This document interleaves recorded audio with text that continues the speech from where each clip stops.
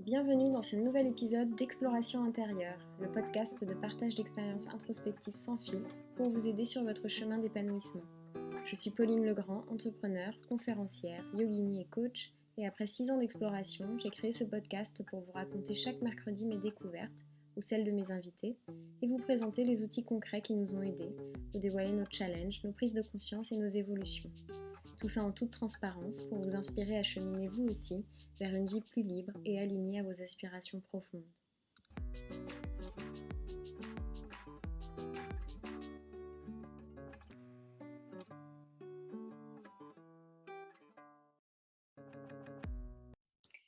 Donc, je suis ravie aujourd'hui de vous retrouver pour ce nouvel épisode dans lequel je vais faire le résumé d'un livre que j'ai lu cet été qui s'appelle Les 5 regrets des personnes en fin de vie de Bronnie Ware.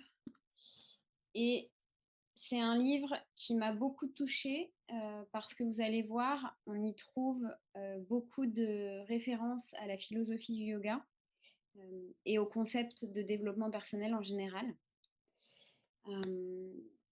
Donc, attention, spoiler, je vais raconter exactement tout ce qui se passe dans le livre et les fameux 5 regrets du coup que l'autrice a mis en relief. Donc ce livre, c'est l'histoire de Bronnie Ware qui, en Australie, raconte ses années de travail en soins palliatifs, donc en tant qu'auxiliaire de vie de personnes en fin de vie. Et donc ce sont des histoires de vrais patients qu'elle a accompagnés jusqu'à la mort, jusqu'à leur fin de vie. Et au-delà des récits des histoires de ces personnes, j'aime beaucoup ce livre parce qu'elle raconte aussi sa vie. C'est un roman qui est un petit peu autobiographique.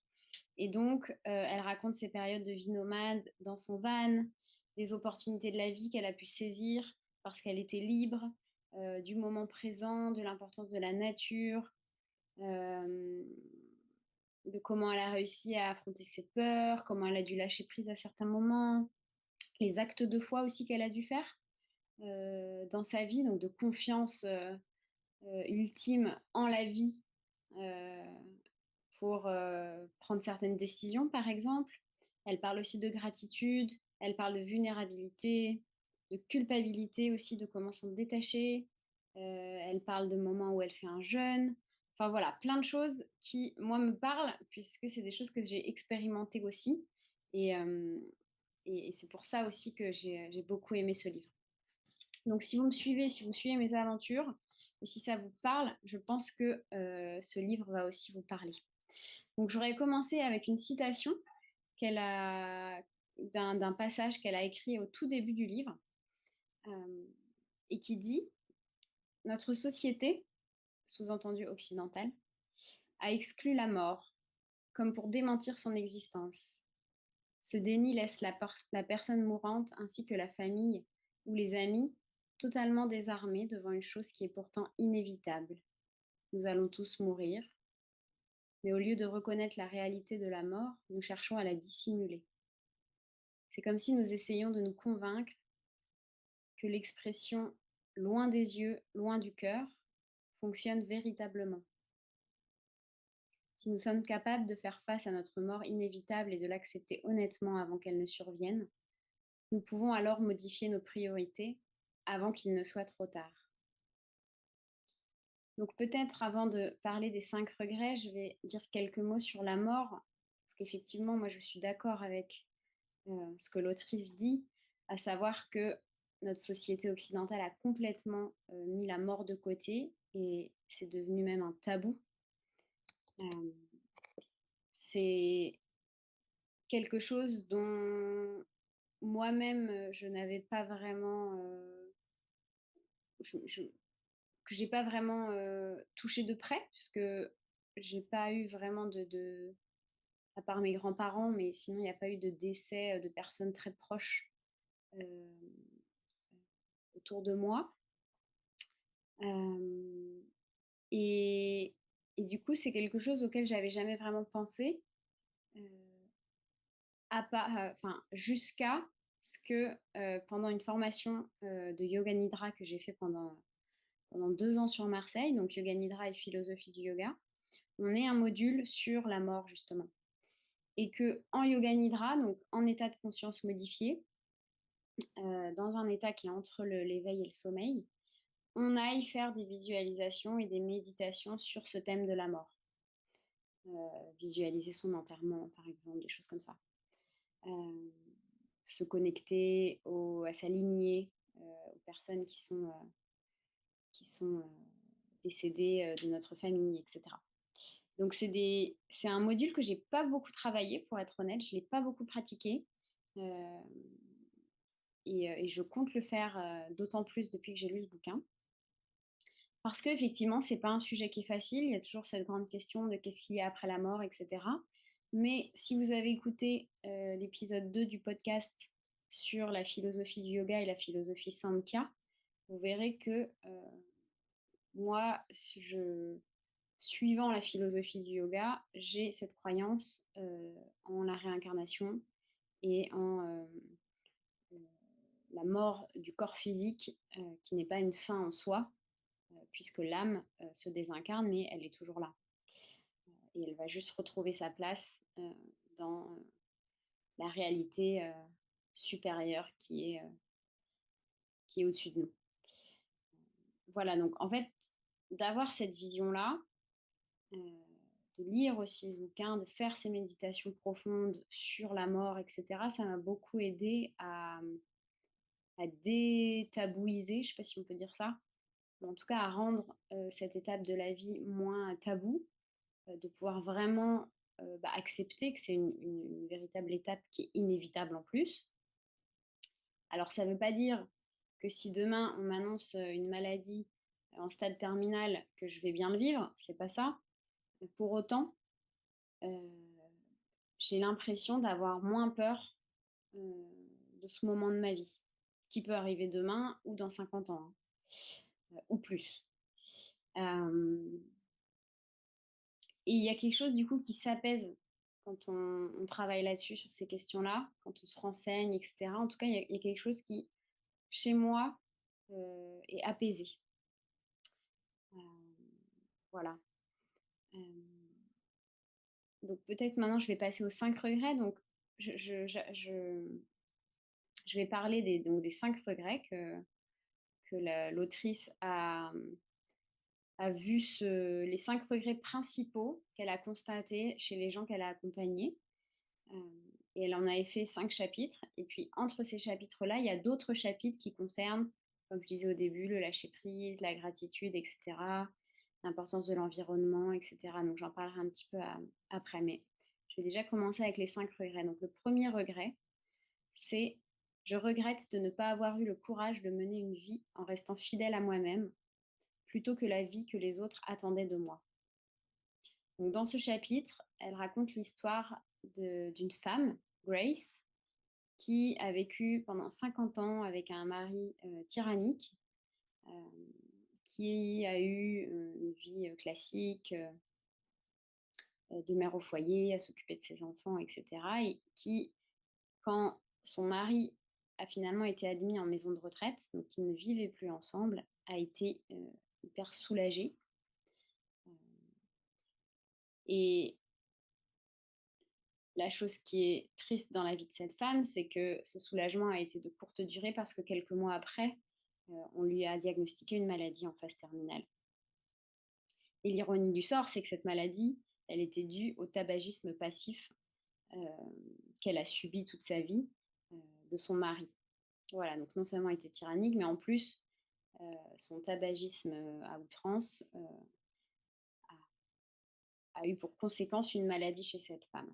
Donc cette femme qui rêvait de voyage, qui rêvait d'une vie simple, qui rêvait de, voilà, juste d'être heureuse en fait et d'être libre, euh, et ben, a été gâchée par le fait que elle était dans ce mariage, coincée dans ce mariage, euh, qui était non seulement pas un mariage heureux, mais en plus un mariage toxique pour elle.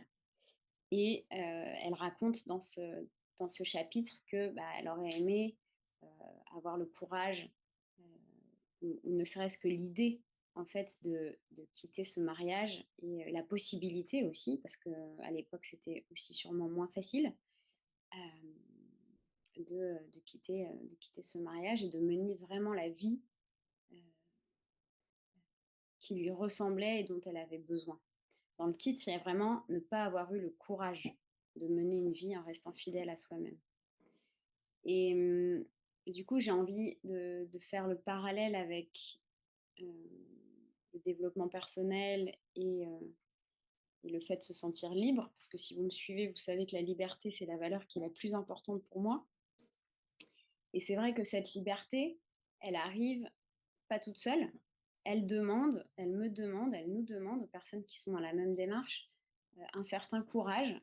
Hem, C'est-à-dire, bah, par exemple, pour illustrer, avec, des histoires personnelles, le courage d'avoir, quitté, mon CDI à Paris, il y a 6 ans, heu, le courage,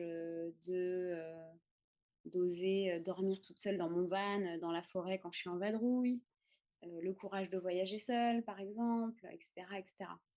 Donc il y a vraiment cette notion de courage et de force intérieure qui, je pense, est à l'intérieur de chacun de nous, de chacun et chacune de nous, mais qui parfois peut être bloqué, stoppé, freiné par des émotions. Évidemment, je pense à la peur, mais aussi parfois des situations qui font que on a l'impression, on se raconte l'histoire, qu'on ne peut pas sortir de cette situation qui ne nous convient pas. Voilà, donc le courage de mener une vie en restant fidèle à soi-même, de vraiment être soi.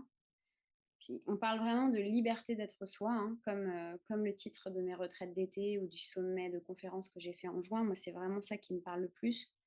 C'est vraiment aller à sa rencontre, s'explorer, faire des explorations intérieures, comme l'indique ce podcast, pour apprendre à mieux se connaître et pour bah, pouvoir aligner sa vie petit à petit à ses besoins, à ses vrais besoins. Donc moi, par exemple, qui euh, a besoin d'être libre, bah, effectivement, j'ai choisi une vie où je ne suis pas en CDI, coincée dans un boulot 5 jours par semaine, dans mon bureau. Je n'ai pas encore de vie de famille euh, avec des responsabilités par rapport aux enfants, par exemple. Je ne suis pas non plus en couple en ce moment. Ce qui fait que j'ai pas non plus de contraintes de vie de couple, etc., etc. Je dis pas qu'il y a une manière de vivre qui est mieux qu'une autre, hein, c'est pas ça, hein. En revanche, il y a une manière de vivre qui est mieux qu'une autre pour chacun d'entre nous. Donc il y en a qui peuvent être très heureux en vie de famille ou en couple sédentaire. Il n'y a absolument aucun jugement là-dessus, hein. Euh, En revanche, ce qui est important, c'est de savoir qu'est-ce qui vous convient. Parce que quand on commence à vivre une vie qui est alignée avec vraiment qui on est à l'intérieur, là, il y a vraiment un épanouissement qui est incroyable et qui est magique. Moi, pour rien au monde, je reprendrais ma vie d'avant. Euh, Pourtant, ma vie d'aujourd'hui, elle a aussi son lot de contraintes, mais intérieurement, ça vibre tellement plus et il y a tellement plus de joie à se lever le matin et de sens et, et c'est beaucoup plus épanouissant en fait. Voilà. Le deuxième regret dont Bronnie Ware elle parle dans son livre, c'est je regrette d'avoir travaillé autant. Donc là, c'est l'histoire de John, un homme qui a beaucoup travaillé dans sa vie et dont la femme a attendu, donc sa femme était femme au foyer, et elle a attendu toute sa vie euh, que John travaille moins pour voyager. Euh, donc finalement, proche de la retraite, John dit à sa femme que bah oui, c'est bon, il va quitter son boulot, il va se mettre en retraite l'année prochaine, donc un an plus tard. Et pendant cette année, sa femme tombe malade et finalement elle décède 3 mois avant la fin de la retraite de John. Et donc ben, c'est lui qui parle hein, dans le livre, et en tout cas, l'autrice retransmet ses paroles à lui. Et, et il dit, ben, j'aimais le travail, c'est certain. J'aimais définitivement le statut qu'il me donnait, mais quelle importance maintenant? J'ai consacré moins de temps à ce qui me donnait de l'élan de vivre, c'est-à-dire ma femme et ma famille, qu'à mon travail. Et ça, c'est intéressant parce que là, on parle de priorité. C'est-à-dire que, pour le coup, John, il n'était pas dans un travail euh, toxique ou quoi que ce soit. Il était dans un travail qui l'épanouissait. Il disait qu'il aimait son travail. Et pour autant, c'est pas ce qu'il aime, c'est pas ce qui lui donnait le plus d'élan de vie, de vivre. Ça, c'était sa femme et sa famille. Et c'est pas ce qu'il a mis en priorité puisque il a, il a laissé finalement son bonheur et ses élans de vie dépendre de ce qui pourrait arriver plus tard. C'est-à-dire à faire des plans sur l'avenir et notamment ces plans de voyage de on voyagera tous les deux quand je serai à la retraite. Euh, donc là, on comprend bien que ben, c'est important de mettre le curseur et la priorité sur ce qui nous importe vraiment et ce qui est vraiment important pour nous. Moi, je parle souvent en retraite de priorité et c'est quelque chose aussi qu'on nous disait tous les jours dans l'école de yoga que j'ai fait à Mumbai. C'est-à-dire que la priorité dans la vie, c'est vous, c'est-à-dire c'est vous-même.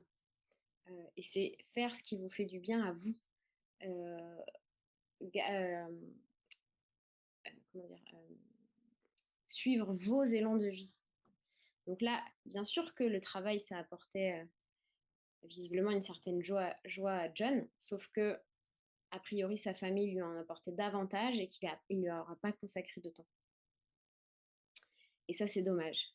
Il parle dans le livre de course au toujours plus, de besoin d'être reconnu pour ses réussites, pour ses biens, pour les biens matériels qu'on a réussi à acheter. Euh, et, et, tout ça, ça peut, ça, c'est pas que ça peut, c'est que ça fait obstacle tout simplement aux choses qui sont vraiment réelles, c'est-à-dire aux liens humains, c'est-à-dire à l'amour, à la joie, passer du temps avec ceux qu'on aime, faire des activités qui nous plaisent, et, etc., etc. Donc c'est important de garder en tête qu'il faut équilibrer les deux. Bien sûr que le travail, c'est important, et encore, ça dépend de ce qu'on appelle le travail. Il y a aussi tout un tas de croyances qu'on a sur le travail, c'est difficile, le travail, c'est pénible, il faut travailler beaucoup pour avoir de l'argent, il faut gagner sa vie, etc. Tout ça, c'est des croyances qu'on a qui sont intégrées dans notre inconscient personnel et inconscient collectif, et qui viennent limiter juste notre champ de vision et notre champ des possibles. Moi, je le vois en étant entrepreneur, où en fait, bah, je travaille très peu le matin, par exemple. Euh, Là, par contre, on est samedi et je suis en train d'enregistrer un podcast un samedi, mais c'est parce que je rentre de 3 jours dans les gorges du Verdon et que bah, lundi, mardi, mercredi, j'étais en rando itinérante. Donc il y a vraiment cet autre paradigme de travail, en fait, qui est possible quand on commence à analyser les croyances qu'on a sur le travail et à être en contact avec des gens qui ont osé changer de vie et qui ont eu le courage. On revient sur cette histoire de courage. Euh, voilà, et du coup, euh, ben, je me suis perdue, excusez-moi. C'est important d'équilibrer les deux, de faire la...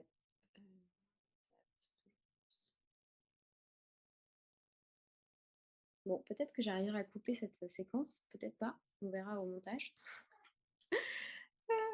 En tout cas, bah, je ne retrouve plus ce que je voulais dire.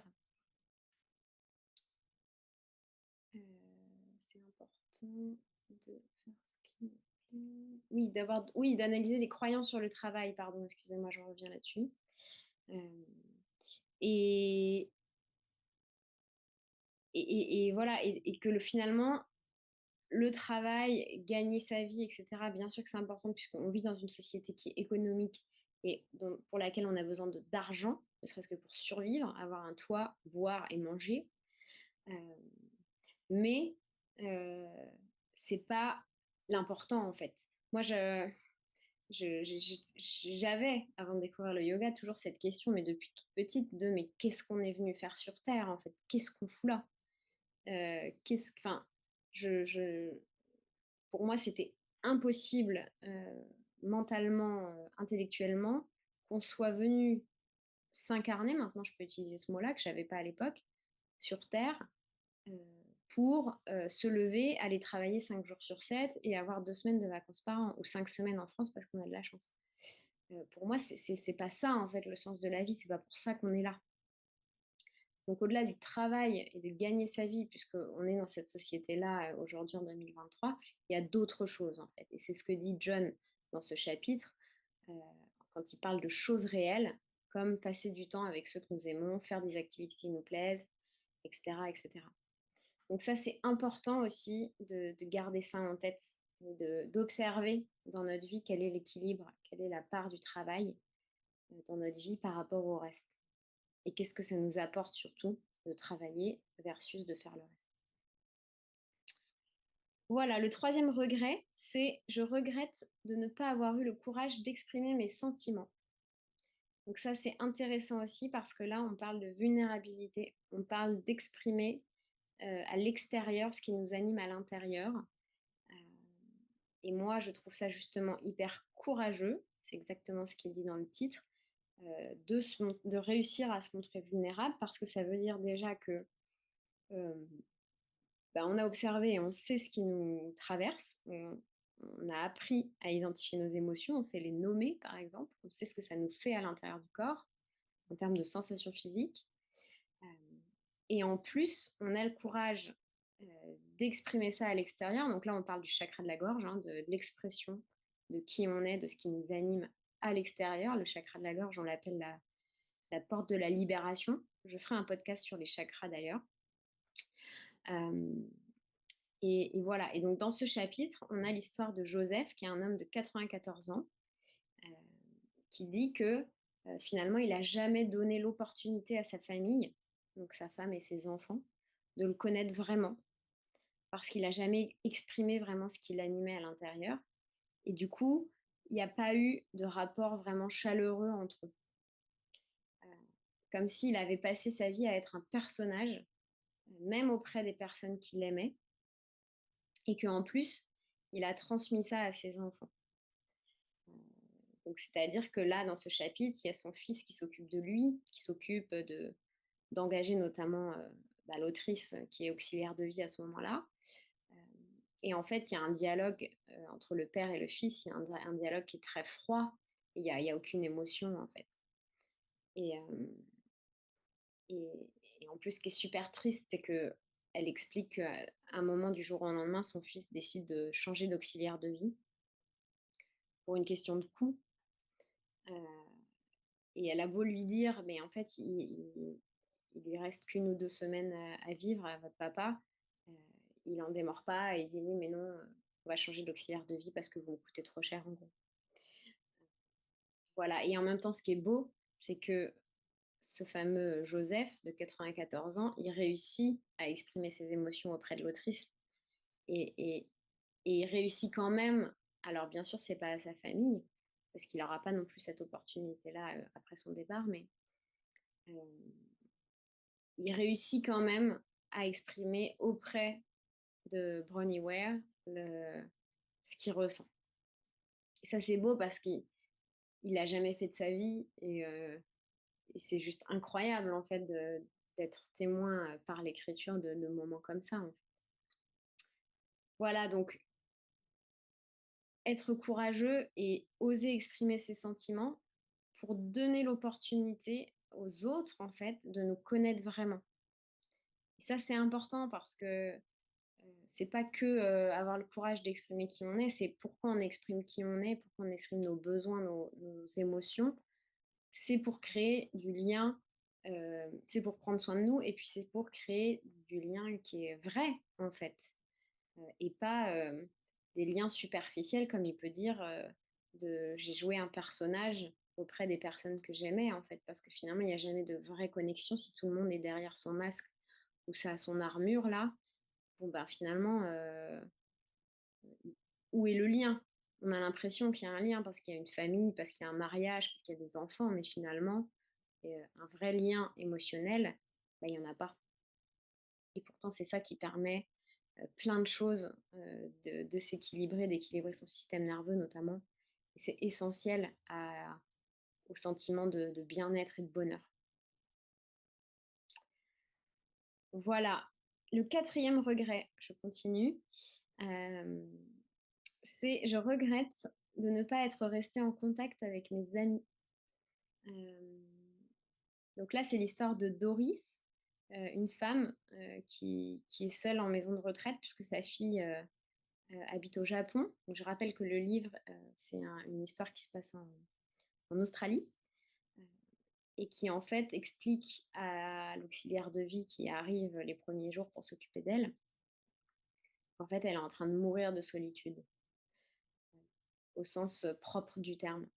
Parce que justement, elle a plus et elle a pas ce lien dont je parlais juste avant, heu, de connexion avec d'autres êtres humains. Elle a pas de famille proche, personne qui vient la voir et c'est magnifique dans le livre parce que l'autrice l'aide justement à reprendre contact via les réseaux sociaux avec une vieille amie, qu'elle aurait aimé garder et elle réussit en fait à un moment à ce que les 2 enfin, puissent s'appeler au téléphone et c'est un super moment, d'autant plus qu'elle explique qu'elle décède, quelques heures après ce coup de téléphone et que, ben, grâce à ça, elle est partie, plus, plus en paix et plus heureuse en fait qu'avant cette reconnexion. Donc là encore, on parle encore de connexion, de lien, heu, vrai dans l'émotion, heu, avec d'autres personnes, qui est une des conditions de notre bonheur, hein. Voilà et puis le dernier regret, c'est je regrette de ne pas m'être permis d'être plus heureux. Donc là, c'est, l'histoire de Rosemary qui, je cite: «Ne pense pas qu'un jour, elle ait senti qu'elle méritait d'être heureuse, car elle avait vécu avec un mari violent pendant des années et avait dû fuir et divorcer pour se protéger. Et par conséquent, elle avait dû salir la réputation de sa famille.» Et là, du coup, on voit comme cette croyance de en demandant le divorce, j'ai sali la réputation de ma famille, ce qui est encore une fois sans jugement et qui est tout à fait compréhensible à l'époque où ça a été vécu. Euh, Bah, finalement, Rosemary, cette femme, elle se concentre là-dessus et elle n'a pas réussi à voir qu'elle était vraiment concentrée sur j'ai demandé le divorce pour me protéger, donc j'ai sali la réputation de ma famille, plutôt que de se concentrer sur j'ai eu le courage de demander le divorce et de fuir et de me protéger et de vivre une vie plus libre. Donc c'est comme si elle voyait le verre à moitié plein plutôt qu'à moitié vide, comme si elle se concentrait sur le négatif, enfin c'est ce qu'elle fait. Euh, et cette culpabilité d'avoir sali la réputation, etc., plutôt que de se concentrer sur la nouvelle vie plus libre qu'elle avait réussi à vivre en, en demandant le divorce et en s'enfuyant. Et, et dans ce chapitre, c'est beau parce que à un moment, donc l'autrice l'encourage à voir aussi, parce que du coup, en fait, c'est tout un système de pensée qu'elle a, cette femme, de toujours voir le négatif tout le temps, euh, et donc de se plaindre, et donc de râler. Au début, ça se passe très mal avec l'auxiliaire de vie. Et, et, et petit à petit, l'autrice réussit à lui faire voir aussi les côtés joyeux de la vie, donc de voir plutôt les choses qui sont positives, de voir plutôt le verre à moitié plein. Euh, et, euh, et à un moment, enfin, elle finit par dire: «Je commence à aimer qui je suis ces jours-ci, ce côté plus lumineux de moi.» Donc comme si elle défocusait, elle se déconcentrait du côté négatifs, des actions qu'elle avait considérées comme étant négatives, de ses actions, euh, et qu'elle avait réussi à se focaliser sur les choses plus positives et les parts plus lumineuses d'elle. Et ça, c'est magnifique à lire parce que du coup, c'est vraiment ce qui se passe. Moi, ça m'a beaucoup parlé parce que j'avais vraiment ce fonctionnement de pensée quand je suis arrivée à Mumbai avant ma formation de yoga, de pensée très négative. Et, et, et avec des exercices, et notamment l'exercice de la gratitude, dont l'autrice parle aussi dans le livre, j'ai réussi à modifier ce schéma de pensée. C'est-à-dire que maintenant, il m'arrive quelque chose, euh, bah, je réussis à ne pas tout de suite penser négatif, mais à imaginer d'autres possibilités positives. Par exemple, l'exemple que je donne souvent en retraite, quand je parle de ça, c'est on me fait une queue de poisson sur l'autoroute, c'est dangereux, donc j'ai une émotion de peur, donc euh, voilà, ça je ne le contrôle pas. Plutôt que de m'énerver et de dire voilà, les gens conduisent n'importe comment, non, non, non, non, non, non, parce que j'ai eu peur, hein, donc c'est légitime, hein. Mais plutôt que de venir nourrir ça, eh ben, je m'imagine un autre scénario, c'est-à-dire, bah, si ça se trouve, dans cette voiture, il y a une femme enceinte qui va bientôt accoucher, ou qui est en train d'accoucher même. Et là, tout de suite, en fait, ça désamorce mes émotions. Ça n'empêche pas que j'ai eu peur, sur le coup, ça c'est sûr. Par contre, ça empêche que je nourrisse une colère qui n'a pas lieu d'être, en fait. Parce que si je commence à m'énerver pour ça, je peux m'énerver pour tout, hein. Moi, j'habite Marseille, donc le code de la route, un peu bof ici. Euh, voilà. Et en même temps, moi, j'ai fait le choix d'habiter ici parce que c'est une ville que j'adore. Donc, je vais me concentrer sur le positif, en fait. Voilà. Et de la même manière qu'on se concentre sur le positif à l'extérieur, donc dans des situations extérieures, on peut aussi se concentrer sur le positif à l'intérieur de nous. Et ça, c'est toujours la même chose. On passe notre vie à voir nos défauts euh, et à faire l'impasse sur nos qualités. Donc, ou par exemple, on se met devant la glace et là, on se dit ah bah voilà, là, j'ai un bouton, là, j'ai grossi, ça se voit là, nan, nan, nan, nan. Plutôt que de se dire ah j'aime bien mon nez, je sais pas, oh, mes cheveux sont bien coiffés aujourd'hui, etc., etc. Ça, c'est un fonctionnement qui est pas instinctif, mais qui est habituel chez l'être humain. C'est toujours de se concentrer sur le négatif, d'imaginer le pire scénario. Et c'est vraiment un travail intérieur euh, de switcher ça et de penser en positif. Mais les bienfaits que ça apporte au quotidien, parce que c'est vraiment au quotidien, parce que ça évite en fait tout un tas d'émotions, donc ça évite tout un tas de réactions physiologiques aussi, d'hormones du stress qui se libèrent, etc. Euh, et enfin, c'est vraiment, ça change la vie. Ça change la vie, la pensée positive. Voilà, c'est le pouvoir de la pensée positive, hein, c'est ça là où je veux en venir. Euh, sur tous les plans, en fait. C'est bon pour tout, le corps physique, le corps émotionnel, le corps mental, énergétique aussi, évidemment. Donc, euh, donc voilà, et si je reprends le titre du cinquième regret, je ne regrette de ne pas m'être permis d'être plus heureux. Il y a vraiment cette histoire de s'autoriser, de se permettre. Donc quand on a identifié ça, euh, identifier les comportements qu'on a et qui ne nous font pas du bien, des comportements même inconscients, hein, et ben parce que pourquoi on arrive à observer ça, pourquoi on arrive à les identifier, parce on s'observe. C'est tout ça le travail du yoga, c'est vraiment d'être dans l'observation et de prendre conscience de ce qui se passe. Et ben là, on peut transformer. Mais tant qu'on n'a pas vraiment pris conscience, euh, ben, c'est pas possible de transformer quelque chose qui n'existe pas, en fait, tout simplement. Voilà, donc s'autoriser, se dire que oui, c'est possible d'être plus heureux, que c'est accessible vraiment à tout le monde. Euh, il y a des outils, en fait, que ce soit le yoga ou autre chose, il y a plein d'outils. Voilà pour les 5 regrets. Donc si je récapitule, je regrette de ne pas avoir eu le courage de mener une vie en restant fidèle à moi-même, plutôt que la vie que les autres attendaient de moi. Je regrette d'avoir travaillé autant. Je regrette de ne pas avoir eu le courage d'exprimer mes sentiments. Je regrette de ne pas être restée en contact avec mes amis. Et je regrette de ne pas m'être permis d'être plus heureux. Et je trouve que ce qui ressort, c'est vraiment le courage et l'autorisation intérieure. Voilà, et puis pour finir, je voudrais parler aussi d'un chapitre que j'ai beaucoup aimé. Donc il y en a plein hein, sur la gratitude, le lâcher-prise et tout ça, mais il y en a un particulièrement qui m'a parlé, c'est celui qui s'appelle Produit de notre environnement. Donc ça, c'est l'histoire d'un homme qui a moins de 40 ans et qui tombe malade et qui se retrouve dans un établissement de soins. Et du coup, euh, il se retrouve dans cet établissement et d'abord, il est soulagé parce que du coup, il est plus, sa famille n'a plus besoin de s'occuper de lui au quotidien, donc il se considère plus comme un poids pour sa famille. Et en même temps, il est jeune, donc il arrive quand même à égayer la vie des autres pensionnaires qui sont plus âgés et tout ça.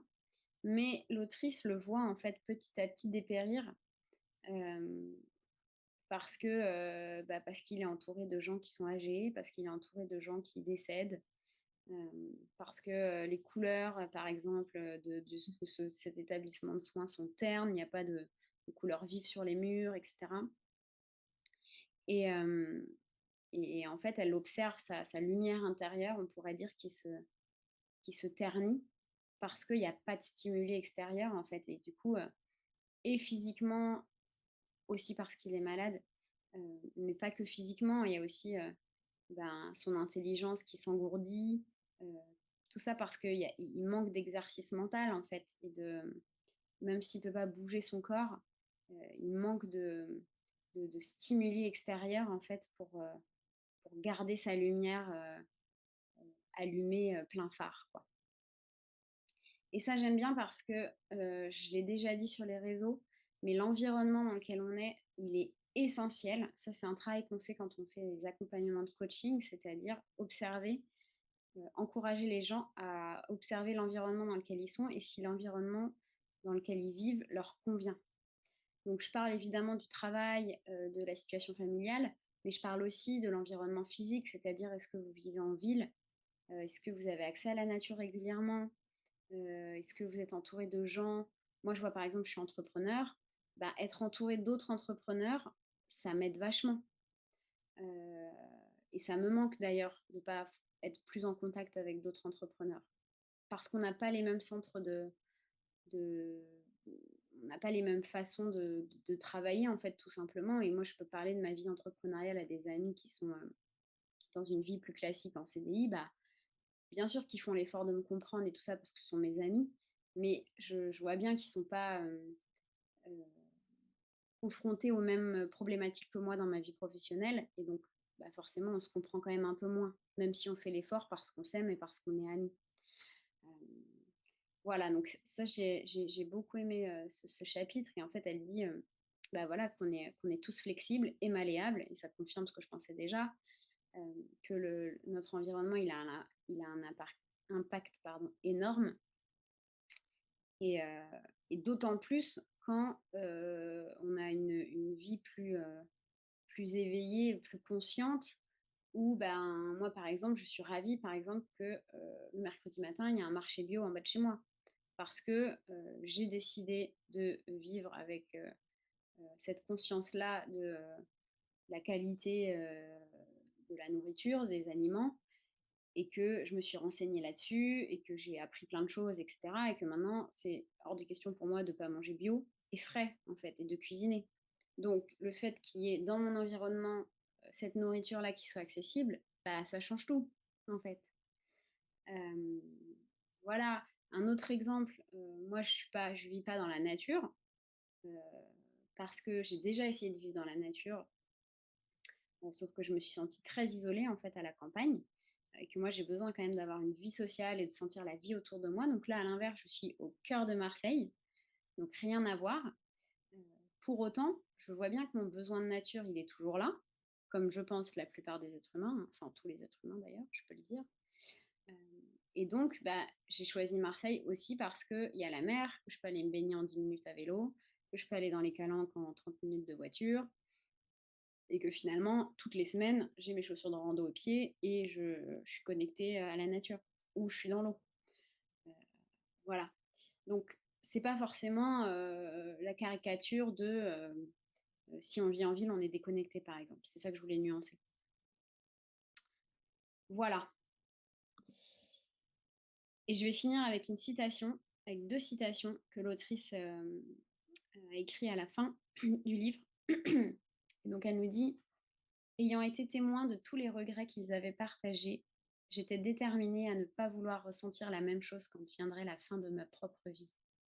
Il était hors de question d'avoir reçu ce cadeau de sagesse et de ne pas en tirer les leçons. La paix qu'a trouvée chacune de ces chères personnes avant de mourir est maintenant à votre disposition, sans que vous soyez obligé d'attendre votre dernière heure.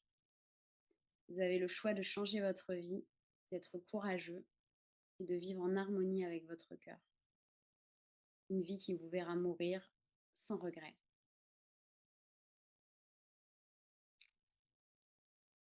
Voilà, j'ai envie de dire aho. Aho, c'est un mot qu'on dit pour signifier qu'on est d'accord et pour bénir un petit peu ce qui vient d'être dit de notre énergie.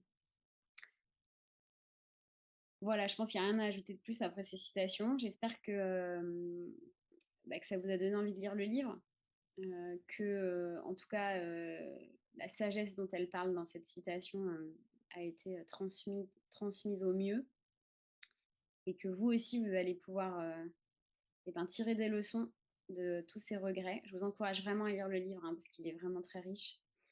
Euh, et évidemment, si vous avez aimé ce podcast ou cette vidéo, je vous invite à la liker, à la commenter, à poser des questions si vous en avez envie et à la noter et à la diffuser autour de vous à des personnes qui pourraient être intéressées.